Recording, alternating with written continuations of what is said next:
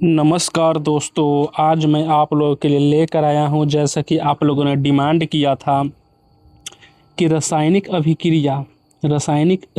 अभिक्रिया एवं समीकरण पर वीडियो लाने के लिए। तो आप लोगों के डिमांड के हिसाब से हमने इस चैप्टर को लाया है और आज इस चैप्टर को पढ़ने के बाद आपको कहीं भी डाउट नहीं बचेगा, है ना। सारे डाउट को एक एक करके क्लियर करेंगे। 50 क्वेश्चन को लाया है ना। इस 50 क्वेश्चन यदि आप कर लेते हैं तो इस चैप्टर का लगभग ऑब्जेक्टिव आप किसी भी एग्जाम में पूछे जाएंगे तो आप क्लियर कर लेंगे। बिहार बोर्ड तो बहुत नीचे है ना। बिहार बोर्ड में तो आप पूरा में पूरा स्कोर करिएगा साइंस में, है ना। तो इस 50 क्वेश्चन को उम्मीद है कि आप एक एक क्वेश्चन को बारीकी से समझने का प्रयास करिएगा और बिना स्किप किए वीडियो को देखिएगा, ठीक है। तो चलिए शुरू करते हैं क्वेश्चन नंबर 1 से, है ना। देखिए क्वेश्चन नंबर 1 जो है वो क्या है। क्वेश्चन नंबर 1 है कि रासायनिक अभिक्रिया में क्या बनता है ना। रासायनिक जो अभिक्रिया होता है वो क्या बनता है। जैसे मैं यदि आपको कहूँ कि C+O2 इसका अभिक्रिया कराएगा तो क्या बना, CO2 बना। मतलब ये दो पदार्थ मिलकर एक नए पदार्थ का निर्माण कर दिया कि नहीं, नए पदार्थ का निर्माण। तो क्या होता है, इसमें नए पदार्थ बनते हैं, है ना, नए पदार्थ बनते हैं। अब आते हैं क्वेश्चन नंबर 2 पे। थोड़ा सा फास्ट कराने का प्रयास हम करेंगे क्योंकि दोस्तों वीडियो का लेंथ थोड़ा सा बड़ा हो जाता है, तो हम आज थोड़ा सा फास्ट बोलेंगे, है ना। बोलते थे कल जो है धीरे बोले थे, लेकिन आज हम फास्ट थोड़ा बोलने का प्रयास करेंगे ताकि कम समय में आपका ज़्यादा से ज़्यादा आउटपुट मिल सके, है ना। देखिए क्वेश्चन नंबर 2 है अभिकारक किस ओर लिखे जाते हैं। तो सबसे पहले आप समझिए कि अभिकारक क्या होता है ना। अभिकारक बाईं ओर लिखी जाती है। इसका आंसर अभी आप सुन लीजिए, है ना। याद कर लीजिए कि अभिकारक बाईं ओर लिखी जाती है। अब समझिए कि अभिकारक होता क्या है। जैसा कि हमने अभी थोड़ा देर पहले एक समीकरण बताया था, C+O2 = CO2, ठीक है।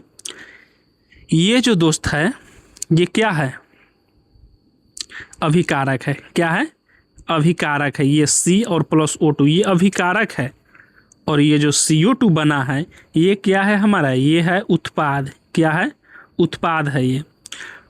तो अभिकारक किस ओर लिखा गया, ये बाईं ओर है ना, बाईं ओर। आप ठीक से देखिए दोस्त, ये जो तीर है इसके बाएं ओर क्या है, अभिकारक है और इसके दाहिनी ओर उत्पाद है, ठीक है। और देखिए नेक्स्ट क्वेश्चन भी यही है। तो आप लोग समझ गए होंगे कि अभिकारक किस ओर लिखे जाते हैं, है ना। किस ओर लिखे जाएंगे, अभिकारक बाईं ओर, है ना। अभिकारक बाईं ओर लिखे जाएंगे। अब आते हैं क्वेश्चन नंबर 3 पे। उत्पाद किस ओर लिखे जाएंगे, अभी थोड़ा देर पहले हमने डिस्कस करके बता दिया था, ठीक है। तो इसका आंसर क्या हो जाएगा दोस्त, C हो जाएगा, दाईं ओर, है ना। उत्पाद किस ओर लिखे जाएंगे, दाईं ओर। यदि आपसे पूछ ले दोस्त, एक अभिक्रिया दे दे, ठीक है, CO2, और इसमें पूछे कि अभिकारक कौन सा है, तो अभिकारक दोस्त कौन है, ये दोनों अभिकारक हैं, है ना। दोनों क्या है, अभिकारक है। और पूछे कि उत्पाद कौन सा है, तो ये जो इससे नए जो पदार्थ बन रहे हैं ये है उत्पाद यानी CO2, ठीक है। चलिए अब क्वेश्चन नंबर 4 को देखते हैं। CaO + H2O CaOH का होल 2 किस प्रकार की अभिक्रिया है। देखिए एक ट्रिक आप लोग समझ लीजिए, अभिक्रिया को पहचानने का ढंग आपने कहीं भी इस प्रकार से नहीं पढ़ा होगा, सिर्फ आपने परिभाषा याद किया होगा। आज मैं आपको ट्रिक बता दूंगा जिससे आप अभिक्रिया को मिनटों नहीं दोस्त सेकेंडों में उड़ा दोगे, है ना। देखते क्वेश्चन को आप देख लोगे कि कौन सी अभिक्रिया है, ठीक है। तो यहाँ पे समझने का थोड़ा प्रयास करिएगा। पूछ रहा है कि ये कौन सी अभिक्रिया है। जहाँ भी आपको दिख जाए दोस्त, है ना, A + AB को मिलकर यदि AB बनता हो, क्या बनता हो, A + B मिलकर AB बनता हो तो संयोजन अभिक्रिया होगा। क्या होगा, संयोजन। देखिए यहाँ पे A है, इसको आप B मान लीजिए H2O को, और देखिए ये दोनों मिल जा रहा है एक जगह, जो है ना ये मिल गया, यानी AB जो है एक जगह क्या हो गया, मिल गया। तो ये कौन सी अभिक्रिया हो गया, संयोजन अभिक्रिया, ठीक है। चलिए क्वेश्चन नंबर 5 को देखते हैं। CaCO3 tends to CaO + CO2 किस प्रकार की अभिक्रिया है। देखिए यहाँ पे CaCO3 जो है वो बना रहा है CaO प्लस CO2। ये किस प्रकार की अभिक्रिया है, यहाँ पे भी हम एक ट्रिक बताएंगे। अभी हमने क्या बताया, संयोजन का ट्रिक बताया है। अब दोस्त बताएंगे हम वियोजन का ट्रिक। ये वियोजन अभिक्रिया है ना। जब भी देखिए संयोजन का मतलब होता है जुड़ना। क्या होता है, जुड़ना। तो दो पदार्थ को एक जगह यदि जोड़ दीजिएगा, मिला दीजिएगा तो संयोजन हो जाएगा। और एक पदार्थ को दो नए पदार्थ में जो है बांट दीजिएगा तो वो वियोजन हो जाएगा। क्या हो जाएगा, वियोजन। देखिए वही चीज़ है यहाँ पे CaCO3 एक जगह था, यानी AB एक जगह था, है ना। ये दो पार्ट में बट गए हैं, दो पार्ट में बट गए हैं। तो ये कौन सी अभिक्रिया हो जाएगी, वियोजन अभिक्रिया है। याद रखिएगा दोस्त, ये दाईं ओर दो होगा और ये बाईं ओर AB होना चाहिए, है ना। तो ही होगा ये वियोजन अभिक्रिया। ठीक है, चलिए अब आते हैं क्वेश्चन नंबर 6 पे। नेक्स्ट स्लाइड लेते हैं। क्वेश्चन नंबर 6 क्या कहता है, क्वेश्चन नंबर 6 है कि Zn प्लस CuSO4 मिलकर बना रहे हैं ZnSO4 प्लस Cu। ये कौन सी अभिक्रिया है, ये जो है वो कौन सी अभिक्रिया है दोस्तों। तो इसका भी दोस्त एक ट्रिक है ना। क्या है, ट्रिक है। यहाँ पे समझिएगा, ये जो है ये विस्थापन अभिक्रिया है। कौन सी अभिक्रिया है, विस्थापन अभिक्रिया है। जब भी दोस्तों यहाँ पे देखिएगा, सबसे पहले यहाँ आप समझिएगा Zn है और ये Cu जो है ये कम अभिक्रियाशील है ना। Zn की तुलना में Cu जो है वो कम क्रियाशील है, तो इसको भगा देता है ये। और इसके साथ SO4 के साथ कौन जुड़ जाता है, Zn, जो ज़्यादा अभिक्रियाशील होता है वो जुड़ जाता है। यदि आपको हम अपने बिहारी भोजपुरी भाषा में या फिर ठेठ देहाती भाषा या फिर अपने लोकल भाषा में समझाने का प्रयास करें तो ज़्यादा समझ में आएगा, है ना। देखिए क्या कहता है, Zn ज़्यादा अभिक्रियाशील है, Cu क्या है, कम अभिक्रियाशील है। जैसे कि यहाँ पे देखिए CuSO4, ये दो मिले हैं, Cu अलग है और SO4 दो मिल कर बने हुए हैं ना। तो Cu को मान लीजिए कि एक बेरोजगार लड़का है। क्या है, बेरोजगार लड़का है। और SO4 जो है ये इसका गर्लफ्रेंड है। क्या है, गर्लफ्रेंड है, इससे शादी इसका होने वाला है। वहीं पे Zn जो है वो सरकारी नौकरी वाला है। क्या है, सरकारी नौकरी वाला है, बड़े पद पे है, बड़े अधिकारी है। यदि ये इसके सामने आएगा, SO4 के सामने में, तो क्या आपको क्या लगता है कि ये जो SO4 ये जो लड़की है क्या ये Cu के साथ रहेगी, नहीं ना रहेगी। इसको मार लाद कर भगा देगी, मारेगी लात और भगा देगी। देखिए यहाँ पे भगा दी है। और किसको अपने साथ ले लेगी, Zn को, सरकारी नौकरी वाले को ले लेगी ना साथ। सही बात है कि नहीं दोस्त। वही सेम वही यहाँ पे कंडीशन लागू हो रहा है। ये ज़्यादा पावर वाला आदमी है, ज़्यादा अभिक्रियाशील है। इसको क्या करेगा, ये जो SO4 है ये अपने साथ ले लिया। क्या ले लिया, अपने साथ ले लिया Zn को, और Cu को लात मार के भगा दिया। लात मार के Cu देखिए यहाँ से भाग चुका है, क्योंकि ये कम पावर का आदमी है ना। तो ये कौन सी अभिक्रिया होगी, विस्थापन अभिक्रिया। विस्थापन इसका कर दिया है ना। ये जो Cu है इसका विस्थापन कर दिया। तो आप लोगों को उम्मीद है कि समझ में आया होगा ये क्वेश्चन को। तो जितने भी नए बच्चे हैं इस चैनल को सब्सक्राइब करके इस चैनल से जुड़ जाए, ताकि आपको जो है डेली अपडेट वीडियो के माध्यम से मिलता रहे और आप लोग अपने बिहार बोर्ड एग्जाम में काफ़ी अच्छा प्रदर्शन कर सके। ठीक है, चलिए क्वेश्चन नंबर 7 को देखते हैं।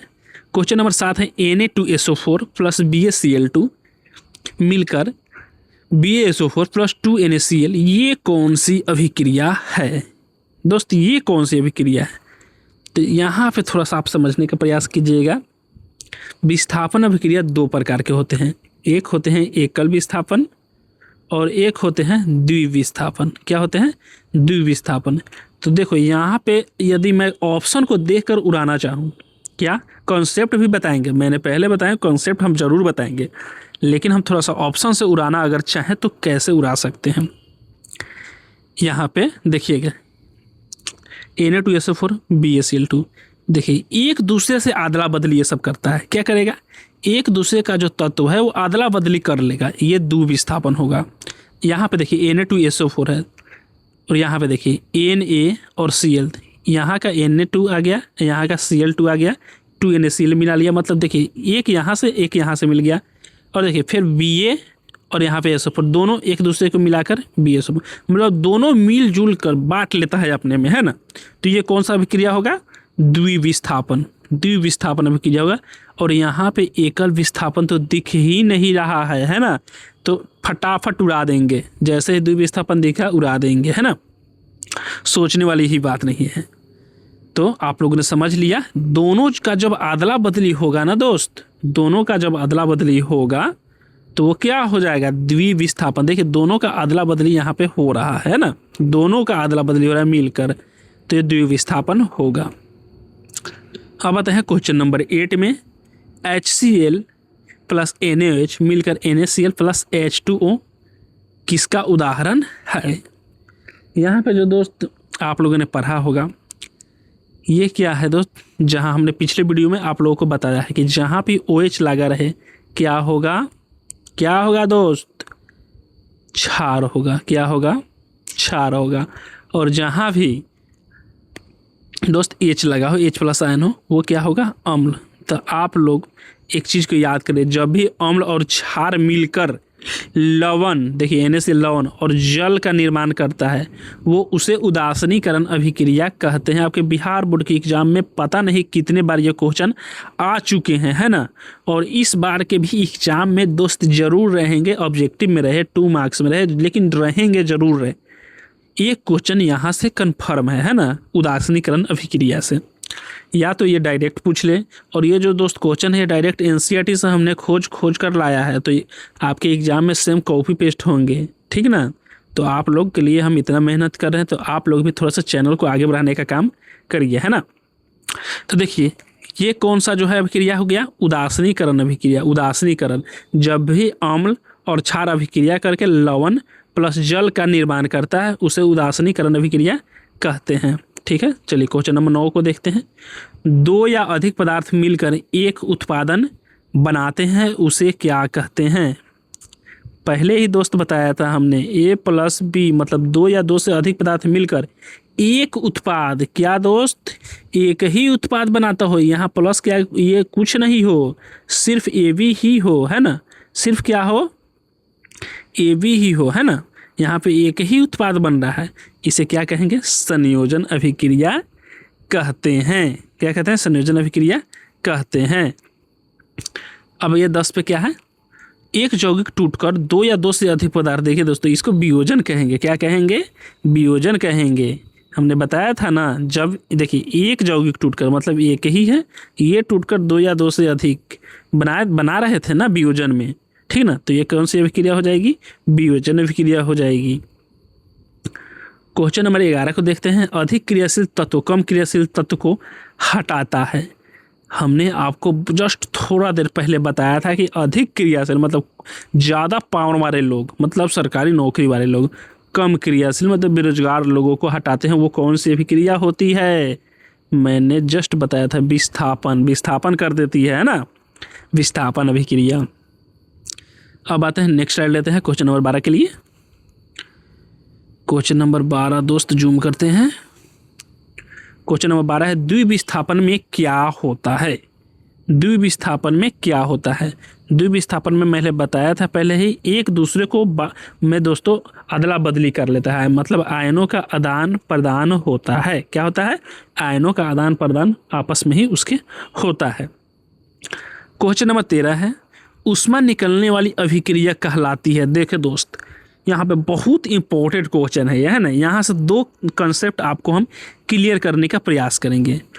ऊष्मा निकलने का यदि बात करें, जहाँ भी ऊष्मा निकलेगा वो हो जाएगा आपका ऊष्माक्षेपी। ऊष्माक्षेपी मतलब ऊष्मा निकल गया, खत्म हो गया, उसमें ऊष्मा है ही नहीं। और जहाँ भी ऊष्मा अवशोषण करने की बात हो, यानी ऊष्मा लेने की बात हो, वो हो जाएगा आपका ऊष्माशोषी। तो इसका आंसर क्या हो जाएगा? यहाँ पे ऊष्मा निकल रहा है ना, क्या हो रहा है? यहाँ पे ऊष्मा जो है निकल रहा है, तो इसका जो आंसर हो जाएगा वो हो जाएगा ऊष्माक्षेपी अभिक्रिया। क्या हो जाएगा? ऊष्माक्षेपी अभिक्रिया। यहाँ से ऊष्मा जो है वो निकल रहा है। अब आइए दोस्त क्वेश्चन नंबर 14 को देखते हैं। ऊष्मा अवशोषित करने वाली अभिक्रिया क्या कहलाएगी? अभी दोस्त पहले ही हमने बता दिया था, क्या कहलाएगा? ऊष्मा जो अवशोषण करेगा, ऊष्माशोषी अभिक्रिया। क्या? ऊष्माशोषी अभिक्रिया। अब आते हैं क्वेश्चन नंबर 15 पे, ऑक्सीकरण में सामान्यतः क्या होता है। तो ऑक्सीकरण में दोस्त सिंपल सी बात आप याद रखिए, ऑक्सीकरण में ऑक्सीजन जुड़ती है। क्या होती है? ऑक्सीकरण में जो होती है ना दोस्त, ऑक्सीकरण अभिक्रिया में ऑक्सीजन जुड़ती है ना, ऑक्सीकरण अभिक्रिया में ऑक्सीजन जुड़ती है। क्वेश्चन नंबर 16 में देखते हैं, अपचयन में सामान्यतः क्या होता है। तो अपचयन देखिए, ऑक्सीकरण में यदि ऑक्सीजन जुड़ेगा तो उसी का उल्टा है अपचयन। अपचयन में क्या हो जाएगा? ऑक्सीजन हटेगा, यही ना होगा दोस्त। ऑक्सीकरण में ऑक्सीजन जुड़ जाएगा। देखिए ऑक्सीकरण नाम ही है ऑक्सीकरण, तो ऑक्सीजन जुड़ेगा, और अपचयन मतलब ऑक्सीजन हटेगा। ऑक्सीजन यहाँ से क्या होती है दोस्त? हटती है। अब आते हैं क्वेश्चन नंबर 17 को, ऑक्सीकरण में इलेक्ट्रॉन की क्या होती है। तो ऑक्सीकरण में इलेक्ट्रॉन की हानि होती है। याद कर लीजिए, ये सारे के सारे फैक्ट है, ये फैक्ट है ना, कि ऑक्सीकरण में इलेक्ट्रॉन की संख्या क्या होगी? इलेक्ट्रॉन हानि होगी, इलेक्ट्रॉन की हानि होगी। अब आते हैं क्वेश्चन नंबर 18 पे, नेक्स्ट स्लाइड लेना होगा। क्वेश्चन नंबर 18 है, अपचयन में इलेक्ट्रॉन क्या होगा। तो अपचयन देख, तो उसका ऑक्सीकरण का उल्टा अपचयन होता है।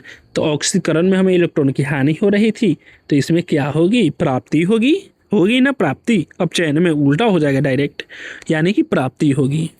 अब आते हैं क्वेश्चन नंबर 19 पे, ऑक्सीकरण और अपचयन साथ हो तो क्या होगा। यदि ऑक्सीकरण और अपचयन एक साथ दोस्तों होने लगे तो क्या होगा? रेडॉक्स अभिक्रिया हो जाएगी। क्या हो जाएगी? रेडॉक्स अभिक्रिया, ठीक ना, रेडॉक्स अभिक्रिया हो जाएगी ऑक्सीकरण और अपचयन यदि एक साथ हो जाए तो। अब आते हैं क्वेश्चन नंबर 20 पे, CuO प्लस H2 मिलकर Cu प्लस H2O में CuO का क्या हो रहा है। दोस्तों यहाँ पे CuO का हो क्या रहा है? तो यहाँ पे CuO का अपचयन हो रहा है। क्या हो रहा है? अपचयन हो रहा है। यहाँ पे आपको डायरेक्ट ऐसा जो दोस्तों समीकरण दे देगा और वहाँ से आपको पूछ सकता है ना, कि क्या हो रहा है। यहाँ पे क्या हो रहा है? अपचयन हो रहा है। क्या हो रहा है? अपचयन हो रहा है। 21 नंबर क्वेश्चन के देते हैं, उसी अभिक्रिया में H2 का क्या हो रहा है। मतलब ये जो अभिक्रिया हो रहा है इसमें H2 का क्या हो रहा है। तो H2 का दोस्त ऑक्सीकरण हो रहा है। क्या हो रहा है? ऑक्सीकरण हो रहा है। अब आते हैं क्वेश्चन नंबर 22 पे, 2AgCl सूर्य के प्रकाश पर मिलकर 2Ag प्लस Cl2, ये कौन सी अभिक्रिया है ना, ये कौन सी अभिक्रिया है। तो यहाँ पे जो है दोस्त, मैंने पहले ही बताया था कि जब भी AB मिलकर A प्लस B का निर्माण करे तो वो वियोजन अभिक्रिया हो जाएगी। तो इसका आंसर क्या हो जाएगा? वियोजन। क्वेश्चन नंबर 23 को देखते हैं। 23 नंबर जो क्वेश्चन है वो क्या है? यहाँ पे विद्युत, देखिए वहाँ पे जो है ना थोड़ा सा ऑप्शन में यहाँ पे मिस्टेक हो गया है ना। यहाँ पे होना चाहिए उष्मीय वियोजन। क्या होगा? उष्मीय वियोजन, क्योंकि सूर्य का प्रकाश जो है उष्मा का ऊर्जा का काम करता है, तो उष्मीय वियोजन यहाँ पे बोल सकते हैं ना। हालांकि वियोजन भी सही है, लेकिन उष्मीय वियोजन ज़्यादा सही होगा, है ना। 23 नंबर क्वेश्चन है विद्युत। थोड़ा सा टाइपिंग एरर हो गया है, इसको विद्युत पढ़िएगा आप लोग, विद्युत है ना। तो विद्युत ही है, तो ये वियोजन अभिक्रिया ही क्या है दोस्त? वियोजन अभिक्रिया ही है ये। बट उसमें भी क्या, यहाँ पे यदि विद्युत लिख दे तो फिर विद्युत वियोजन, प्रकाश लिख दे तो उसमें वियोजन, याद रखिएगा आप लोग, ठीक ना। यदि प्रकाश लिखे उसमें वियोजन, यदि विद्युत लिखे फिर विद्युत वियोजन, है ना। क्योंकि वियोजन अभिक्रिया में AB जो है एक साथ मिलकर A प्लस B उत्पाद बनाते हैं, है ना। ये अभिकारक है, ये उत्पाद है। अब आता है क्वेश्चन नंबर 24 पे। क्वेश्चन नंबर 24 जो है वो है समीकरण। समीकरण में ये जो चीज होता है दोस्त, इसका अर्थ क्या होता है। तो इसका जो अर्थ होता है ये उष्मा होता है। ये प्रतीक याद कर लीजिए, देख लीजिए आप लोग, अभी देख कर दिमाग में फिट कर लीजिए, ठीक ना। दिमाग में क्या कर लीजिए? फिट कर लीजिए। ये जो है इसका मतलब होता है उष्मा, है ना। कहीं भी देख जाए तो मतलब आप क्या होगा? उष्मा होगा, ठीक है। चलिए 25 में है, समीकरण में ये जो नीचे की तरफ तीर दिखाता है ये क्या दिखाता है ना। ये क्या दिखाता है? ये जो है दोस्त दिखाता है आपके अवक्षेप को, है ना। अभिक्रिया में जो अवक्षेप आता है उसको दिखाता है। ये अभिक्रिया में अवक्षेप को प्रदर्शित करने का काम करता है। क्वेश्चन नंबर 26 क्या है? यदि तीर का चिन्ह ऊपर की तरफ दर्शा रहा हो तो क्या है? तो इसका मतलब है गैस निकल रहा है। क्या हो रहा है? गैस का निकलना। नीचे का मतलब होगा अवक्षेप, है ना। ऊपर का मतलब होगा गैस का निकलना, और ये जो चिन्ह है ये ऊष्मा का चिन्ह है। ठीक है, अब आते हैं क्वेश्चन नंबर 27 पे। संतुलित समीकरण में दोनों ओर समान होते हैं। बहुत इंपॉर्टेंट क्वेश्चन है दोस्तों, बहुत ही ज़्यादा इंपॉर्टेंट। संतुलित समीकरण में है जो दोनों ओर समान होते हैं वो परमाणु की संख्या समान होते हैं। परमाणु की संख्या समान होते हैं। यदि बोले तो द्रव्यमान भी बोल सकते हैं ना, द्रव्यमान समान होते हैं, यानी कि परमाणु की संख्या समान होते हैं। क्वेश्चन नंबर 28, संतुलन करते समय किसे नहीं बदलना चाहिए? किसे जो है नहीं बदलना चाहिए? तो रासायनिक सूत्र के जो सब स्क्रिप्ट होते हैं उसे नहीं बदलना चाहिए। जैसे कि यहाँ पे यदि बताएं हम दोस्त, C+O2 को हम ज़्यादातर ले रहे हैं क्योंकि आपके एग्जाम में ये जो है ये वाला ऑप्शन ज़्यादा एग्जाम्पल लिया जाता है ना। तो इसमें क्या नहीं बदलना है? अब या दोस्त यहाँ पे H2 है ही नहीं, H है ही नहीं, आप H ले लिए, तो वैसा नहीं करना है। यहाँ पे किसी को गायब करके दूसरा नहीं लेना है, जो है उसी को लेना है। क्या है? जो है उसी को लेना है। ठीक है, इसमें दूसरा कोई नहीं लेना है। जो अभिकारक है वही उत्पाद आपके बनकर आएंगे। ठीक है, तो चलिए अब आता है क्वेश्चन नंबर 29 पे।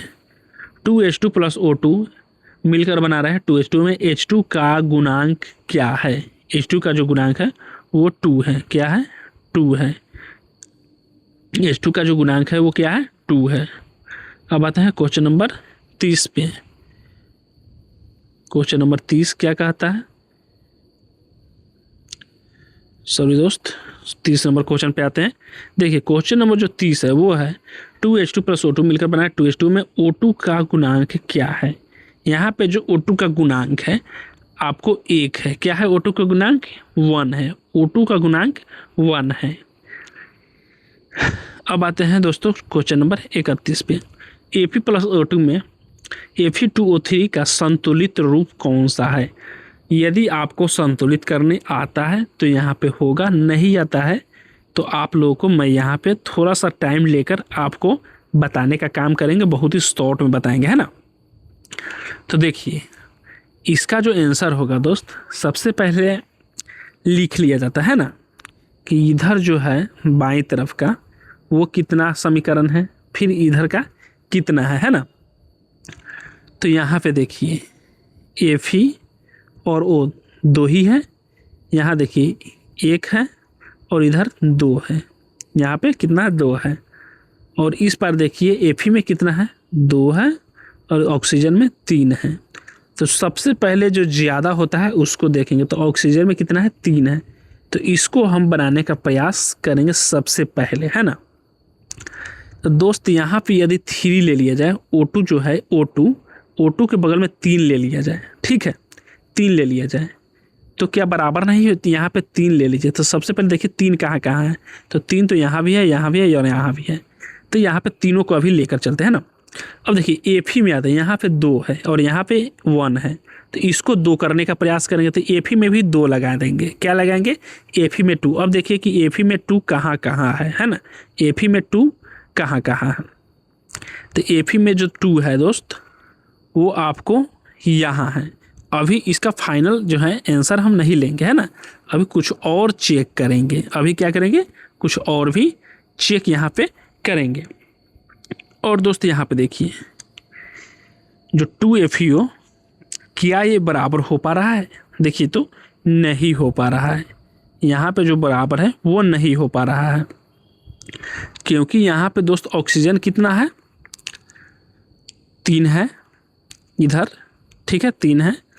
और इसमें 3 जो है ये यदि गुना होगा तो 3 दूनी 6 हो जाएगा। क्या हो जाएगा? 3 दूनी 6 हो जाएगा। तो यहाँ पे देखिए ये आ रहा है, नहीं आ रहा है, यहाँ पे आ जा रहा है, तो यहाँ पे दोस्त आ रहे हैं। तो ये वाला हम डी वाला को नहीं लेंगे, डी वाला को नहीं लेंगे। और ये तो ऐसे ही गया काम से। तो हमारा बच कौन सा जा रहा है? ये वाला बच रहा है, क्योंकि ये हमने यही चिन्ह लिया था। तो हमारा ऑप्शन नंबर 20 सही है।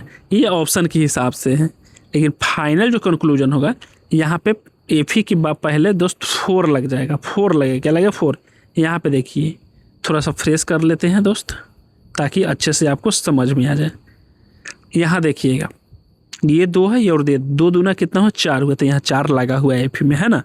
और ये 3 देखिए, ये देखिए 3, और यहाँ ये 2 और ये 3, 3 दूना 6, और यहाँ पे 3 ये 2, 3 दूनी 6, मतलब हमारा संतुलित है बी वाला, है ना। तो ऑप्शन नंबर 31 का क्या हो जाएगा, बी सही हो जाएगा। ठीक है दोस्त, चलिए क्वेश्चन नंबर 32 को देखने का प्रयास करते हैं।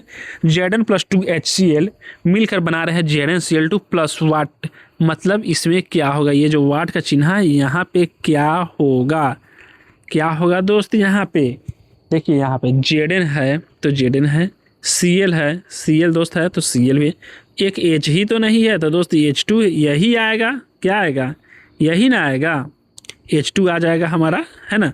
यहाँ पे पहले वाट का जो चिन्ह है यहाँ पे क्या आ जाएगा, H2 आ जाएगा, है ना। देखिए बहुत ही साधारण, ये दोस्त यदि यूट्यूब आप कहीं भी पढ़ने जाएंगे बहुत टफ हो जाएगा आपके लिए समझना, लेकिन देखिए हम आपको कैसे ऑप्शन से ही बता दिए हैं, ऑप्शन से सवाल को उड़ाना सिखा रहे हैं आपको। Zn है, Zn है, Cl है, Cl है, क्या नहीं दिख रहा है, ये जो H2 है यही ना बच जा रहा है, तो बस यही आएगा यहाँ पे। ठीक है, चलिए अब क्वेश्चन नंबर 33 पे आते हैं। BaSO4 क्या है, याद कर लीजिए दोस्त, BaSO4 क्या है, एक प्रकार का अवक्षेप है। ठीक है, अवक्षेप है। 34 में क्या है, लोहे पर जंग लगना क्या कहलाएगा, तो लोहे पर जो जंग लगना कहलाता है वो संक्षारण कहलाता है, संक्षारण कहलाता है। क्वेश्चन नंबर 35 है, संक्षारण रोकने की विधि क्या है, तो क्या है, तो संक्षारण रोकने की विधि गैल्वनीकरण, यानी गैल्वेनीकरण, गैल्वेनीकरण के माध्यम से आप संक्षारण को रोक सकते हैं, है ना। अब आते हैं क्वेश्चन नंबर 36 पे। क्वेश्चन नंबर 36, सॉरी दोस्त, हाँ आ गया। क्वेश्चन नंबर 36, जंग लगने के लिए मुख्यतः क्या चाहिए, जो जंग आपके लोहे के दरवाजे में, आपके घर में दोस्त लोहे के दरवाजे ज़्यादातर होते हैं, इसलिए हमने उसका एग्जाम्पल लिया है। लोहे के जो दरवाजे में जंग लग जाता है तो दिवाली के समय जो आप लेकर वो पत्ती जो आता है रगड़ने वाला, रगड़ रगड़ कर उसको हटाकर पेंट मारते हैं, वो मुख्यतः किस कारण से लग रहे हैं दोस्त, किससे, ऑक्सीजन और नमी के वजह से लग रहे हैं। ठीक है, वो जो जंग लगते हैं ऑक्सीजन और नमी के वजह से लगते हैं। विकृत गंधिता संबंधित है, विकृत गंधिता जो है आपके वसा तेल के ऑक्सीकरण से संबंधित है। ठीक है, अब आते हैं क्वेश्चन नंबर 38 पे। विकृत गंधिता को रोकने के लिए पैकेट में क्या डाला जाता है, क्या डाला जाता है दोस्त, नाइट्रोजन। ठीक है, नाइट्रोजन विकृत गंधिता को रोकने के लिए पैकेट में अंदर डाल दिया जाता है ताकि जो है उसका गंध रुक सके, है ना। अब आते हैं 39 नंबर क्वेश्चन पे। 39 नंबर क्वेश्चन है 2Mg+O2 2MgO क्या है। देखिए दोस्त, मैंने आपको शुरू में ही बताया था कि A+B, ये ट्रिक बताए थे, मिलकर यदि AB बन रहा हो, देखिए A+B मिलकर क्या हो गया, AB एक जगह आ गया, तो ये कौन सी अभिक्रिया होगी, संयोजन अभिक्रिया। देख रहे हैं कितना रिपीट हो रहा है दोस्त, है ना। आपके एग्जाम में भी इसी प्रकार से रिपीट होंगे। 40 नंबर क्वेश्चन, 40 नंबर क्वेश्चन जो है दोस्त सेम उसी प्रकार से, देखिए हमने ये आपको एग्जाम्पल भी शुरू से लेते आ रहे हैं, देखिए, और ये एग्जाम्पल भी है क्योंकि मैंने NCERT से लिया है ना दोस्त। तो C+O2 मिलकर बनाते हैं CO2, कौन सी अभिक्रिया, संयोजन अभिक्रिया, है ना, संयोजन अभिक्रिया। क्वेश्चन नंबर 41 है 2PB NO3 का हॉल 2 जो है, यहाँ पे देखिए दोस्त इसका जो चिन्ह आ गया तो क्या है, उष्मा है। यहाँ पे उष्मा जो है, यहाँ उष्मा यहाँ पे निकल रहा है ना, उष्मा जो है यहाँ पे है, इस अभिक्रिया में उष्मा का कार्य हो रहा है ना। और यहाँ देखिए मैंने पहले ही बताया है, जब एक पदार्थ से 2 या 2 से अधिक नए उत्पाद बने, उसे क्या कहेंगे, वियोजन अभिक्रिया। बताए थे ना दोस्त ऐसे, तो यहाँ पे 2 नहीं अधिक भी आ सकता है, शुरू में हमने इस क्वेश्चन को कराया था, है ना। तो ये कौन सी अभिक्रिया हो गया, वियोजन अभिक्रिया आपका हो गया। अब आते हैं नेक्स्ट, देखिए नेक्स्ट जो है वो है आपके 42 नंबर क्वेश्चन। 42 नंबर क्वेश्चन पे आते हैं। समीकरण संतुलित करना किस नियम पर आधारित है। द्रव्यमान संरक्षण। हमने पहले ही बताया कि समीकरण जो संतुलित होगा उसमें क्या किस चीज़ को देखा जाता है, द्रव्यमान को। तो द्रव्यमान को देखेंगे तो द्रव्यमान संरक्षण का नियम पे जो है इसका संतुलित करेंगे। ठीक है, सिंपल सी बात है। अब आते हैं क्वेश्चन नंबर 43 पे। निम्न में रासायनिक अभिक्रिया का संकेत नहीं है। क्या नहीं है? रंग परिवर्तन, गैस निकलना और छेप बनना, केवल काटना। यही दोस्त ये नहीं है रासायनिक अभिक्रिया का संकेत, ये नहीं है। केवल काटना ये नहीं है, बाकी सब है। 44 नंबर क्वेश्चन है, अवक्षेपण अभिक्रिया में क्या बनता है? अवक्षेपण अभिक्रिया में अघुलनशील ठोस बनता है। अघुलनशील ठोस, जिसको आप कुछ भी करिए दोस्त वो घुल नहीं सकता है, वही ठोस अवक्षेपण अभिक्रिया में बनता है अवक्षेप के रूप में, है ना। क्वेश्चन नंबर 45 क्या है? क्वेश्चन नंबर जो 45 है वो है आपके उदासीनीकरण में सामान्यतः क्या बनते हैं। दोस्त मैंने पहले बताया था उदासीनीकरण अभिक्रिया अम्ल और लवण अम्ल और क्षार मिलकर लवण और जल का निर्माण करते हैं, उसे क्या कहते हैं? और उदासीनीकरण अभिक्रिया कहते हैं। तो इसका आंसर लवण और जल हो जाएगा। अब आते हैं क्वेश्चन नंबर 46 पे। CaO प्लस H2O मिलकर CaOH2 का होल 2 में इसमें क्या हो रहा है ना। ऑप्शन नंबर ए है ऊष्मा निकलती है, बी है ऊष्मा अवशोषित होती है, कोई ऊर्जा परिवर्तन नहीं तो प्रकाश निकलता है। देखिए इसका जो आंसर है आपका ये हो जाएगा, ऊष्मा निकलती है। इसमें क्या होती है? CaO, मतलब यहाँ पे दोस्त CaOH2 है ना, यहाँ पे क्या हो रहा है? ऊष्मा निकलता है ना। आप लोग बुझा हुआ चूना का नाम सुना होगा। यदि आप उसमें पानी डालेंगे तो देखिएगा दोस्त उसमें से वो गर्म हो जाता है ना, गर्म हो करके और खदकने लगता है। जैसे चावल लगाने से पहले जो अदहन आप लोग लगाते हैं उसे अदहन हम लोगों को बिहार में बोला जाता है, वो खदकता है, वैसे चूना भी खदकने लगता है ना। तो खदकने के बाद क्या करता है? ऊष्मा उसमें से निकल जाता है तो फिर ठंडा होता है। तो वही है इसमें क्या होता है? ऊष्मा निकलता है। क्वेश्चन नंबर 47 प्लस चिन्ह का अर्थ क्या होता है? प्लस चिन्ह का मतलब और होता है अभिक्रिया में, याद रख लीजिएगा। अब आते हैं क्वेश्चन नंबर 48 पे। क्वेश्चन नंबर 48 क्या है? सॉरी दोस्त, ये आंसर की है, आप लोग को जब PDF देंगे उस समय आपको काम आएंगे। क्वेश्चन नंबर 48 पे आते हैं। ये जो चिन्ह है ये क्या दर्शाता है? तो ये जो चिन्ह है दोस्त ये दर्शाता है उत्पाद बनने की दिशा। जैसे कि मैंने पहले ही बताया C+O2 मिलकर क्या बनाते हैं? CO2। ये अभिकारक है और ये उत्पाद है, CO2 उत्पाद है। तो ये क्या दर्शा रहा है? उत्पाद बनने की दिशा कि ये जो तीर का चिन्ह है इसके बाद हमारा उत्पाद आएगा, यही दर्शा रहा है ना। तो यही हमारा ऑप्शन नंबर ए सही हो जाएगा, उत्पाद बनने की दिशा को दर्शाता है। जंग मुख्यतः किस धातु से संबंधित है? लोहा से। लोहा में ही जंग लगता है दोस्त, सोना में थोड़ी ना जंग लगता है, चांदी में नहीं लगता है, तांबा में भी सॉरी दोस्त, और तांबा में भी नहीं लगता है ना, तांबा में भी नहीं लगता है। तो ये ऑप्शन गलत हो जाएगा, लोहा सही हो जाएगा। जंग किस में लगेगा? लोहा में लगेगा। अब आते हैं 50 में। क्वेश्चन नंबर 50 रेडॉक्स अभिक्रिया में क्या होता है? हमने शुरू में ही आपको, शुरू में नहीं दोस्त बीच में ये क्वेश्चन आया था, हमने इसको बताया था कि रेडॉक्स अभिक्रिया में क्या होगा? ऑक्सीकरण और अपचयन जब दोनों एक साथ मिलकर अभिक्रिया करेंगे तो क्या हो जाएंगे? रेडॉक्स अभिक्रिया वो कहलाएंगे। ठीक है। क्वेश्चन नंबर 51 है।